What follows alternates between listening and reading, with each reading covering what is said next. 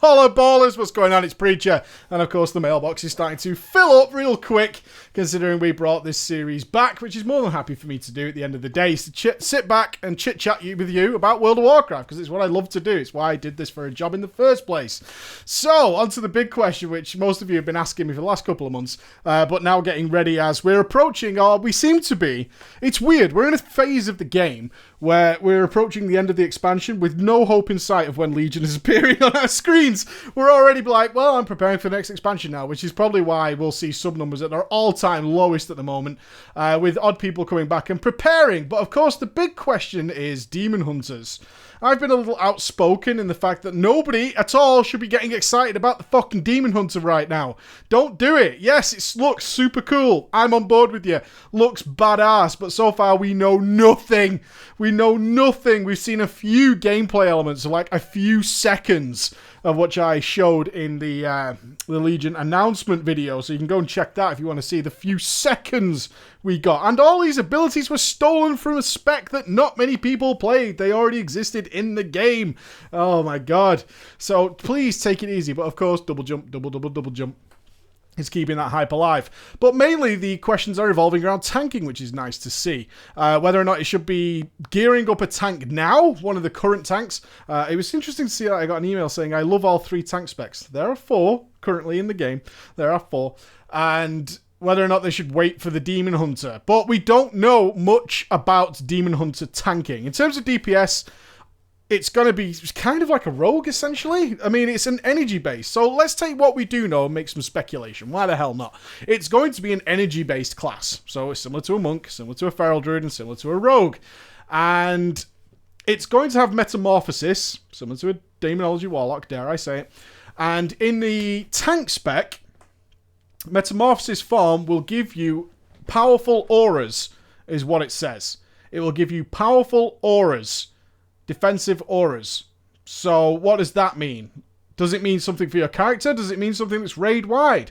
We're not sure. It could be any of those things. They just said that it gives you powerful defensive auras when you go into meta. So when we say aura, we obviously think of things like devotion aura and aura mastery, all these kind of things that we've seen in the game before. How they're going to include it, we don't know yet. So let's say it was a personal aura. We're just going to say metamorphosis is essentially shield wall. Very possible that it's just like a shield wall ability. Or will it be more usable than that rather than being on a larger cooldown where it's more like bark skin? Right? It's not going to be something that's like shield block or shield barrier, because then you'll be popping in and out all the time and that would just look ridiculous. So it's going to be something with a reasonable cooldown. 1 minute doesn't seem too unreasonable. Or is it going to be purely like demonic fury based? Could be. Could be demonic fury based, and therefore you can time it and pop in. It's more powerful sometimes. You get a certain choice of abilities, you can stay in it for longer, which could be a little powerful for tanking. You've got to be careful. If let's speculate that you can build up some sort of demonic fury resource and then you can pop into meta and you can stay there for quite a while. That could be very, very powerful in certain scenarios and actually push other tanks out of the window, because they can't do that. They simply can't be under the effects of a mega cooldown, assuming it's mega, for a really long period of time, in which case that could be cool. But having said that, if it can only work for one tank, it's unlikely to work that way, because the other tanks have to be able to tank these things. You can't have things that are just tanked by Demon Hunters. We've been away from that model for a very, very, very long time. So it's very unlikely it works that way. So how meta will work, I'm not sure. It could be a cooldown. The simplest answer to me is it's just a cooldown. Just simply a cooldown, and you pop it and it's going to be something like shield wall, or it's going to have a raid cooldown. Maybe we could choose. Do we want to use shield wall in this fight, or do we want to protect our raid? That would be interesting. That would be interesting. A new twist on tanking is that the tanks can protect their raid with their demonic powers, or they can defend themselves.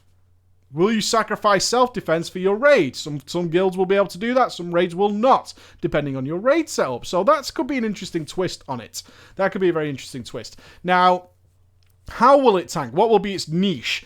I suspect it's got to be a situation where this thing might run dangerously close to monks and have to then divert away from that. So probably what we'll see is decent melee defense, but its main cooldowns are probably going to be magic based, I would imagine. They said something along the lines of it would be an avoidance base, which makes sense. They're very agile, they're going to be a leather wearer, and they're going to be using 2 glaives, which is dual wielding, which means it's generally an agility based class, like very agile in terms of not the stat, but the actual ability to be agile. So I'd imagine they're sort of passively quite good with physical damage, but their big cooldowns come from their demon powers of being able to absorb magic. That's kind of the only niche left, really.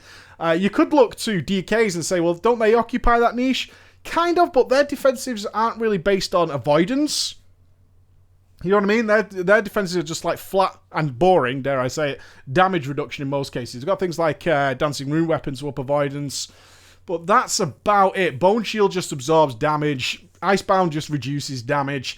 All these kind of things are just flat damage reductions, whereas they're not really avoidance based. They're based on actually taking the damage and death striking and absorbing it and doing it that way. So that's the way they tend to work. So the niche would be, if they don't want them to be too similar to someone else and give them some sort of niche, which they do tend to like to do with tanks, is to be reasonably solid avoidance wise at a base level, but cooldowns that heavily revolve around magic is what I would assume.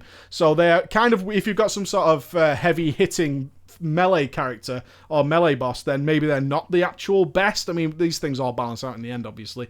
But if you've got something with like a dragon, for instance, a dragon that has decent melee and, of course, big flame breaths, shadow breaths, all that kind of stuff, where sometimes we'll be asking for, like, if I was a warrior, I'd probably be asking for pain suppression on those things. If we think back to Nefarian at the end of Kata, you would have certain classes, like I was a Guardian Druid at the time, where I would rock his physical damage, it wouldn't touch me, but then he could start doing breaths on me all the time, and that could end up really badly. Whereas the DK, that could soak them up really easily and take 0 damage from those, but obviously take a little bit more on the physical side. So it'd be interesting to see how that goes on. There are abilities that may trump that. I always worry about things like Guard, which just flat absorb shitloads of stuff, and it can be a little bit tricky to deal with, but they could be rebalanced in all that way. But the main point is we don't know yet.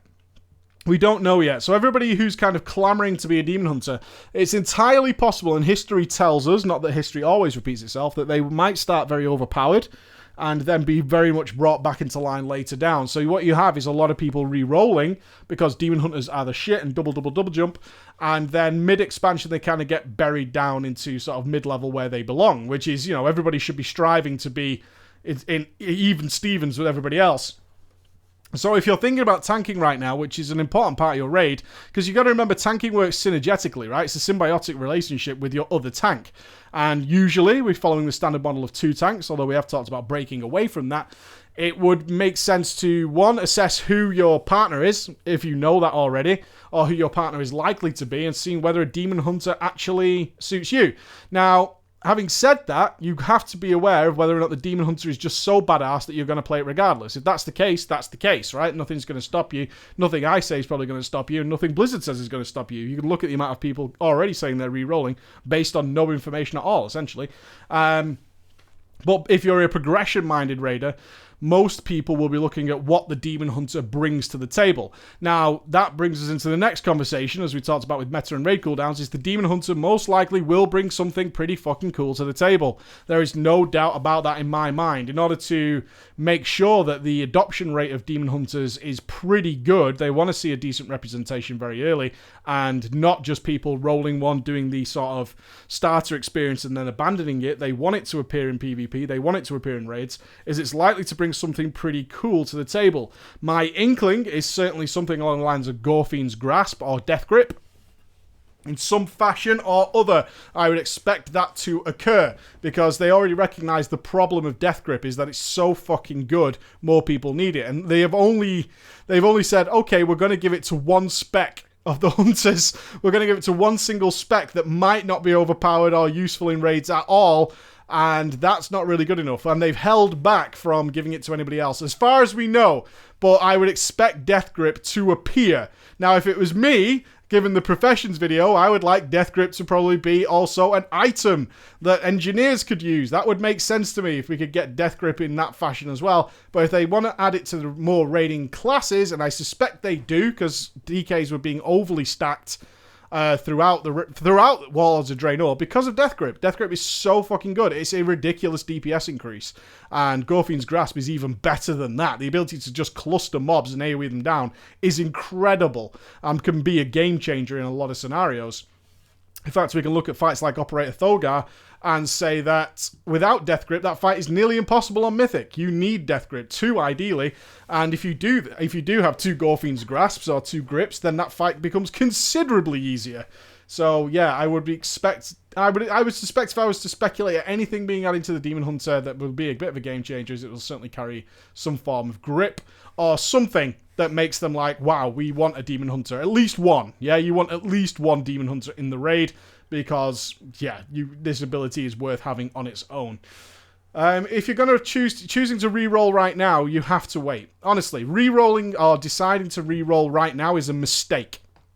It's a mistake for not just the tanks, but for anybody, because we don't know how all the specs are going to change. We've no idea what is about to happen. In less than a month, we'll find out, and I know people are chomping at the bit to reactivate, use their tokens, get back in the game, and start preparing for Legion. We love that part of the game. That's really interesting, and it's what brings a lot of hype to our experience. So just wait that little bit longer, guys, till we know more. We are almost guaranteed to get lots and lots of Demon Hunter information at BlizzCon, and also lots and lots of information about the other specs. We know some of them are changing drastically. We know the Disc Priest is changing drastically. We know that there are lots of specs are getting new resource systems. There's overhauls coming for lots of things. We just don't know right now. So chill your boots just a few more weeks. Hopefully, and I pray every single day that I log in and my Battle.net starts updating with the alpha. Has yet not to be. It's getting closer and closer to BlizzCon. I would have expected to have it by now, but we don't. So please, chill your boots. Don't get overexcited. Don't start farming fucking Tanaan Jungle and then find out in 2 weeks' time that your spec is being drastically changed to something that you really don't like. Alright, guys? So yeah, take it easy on that and be good. I'll see you again. Bye.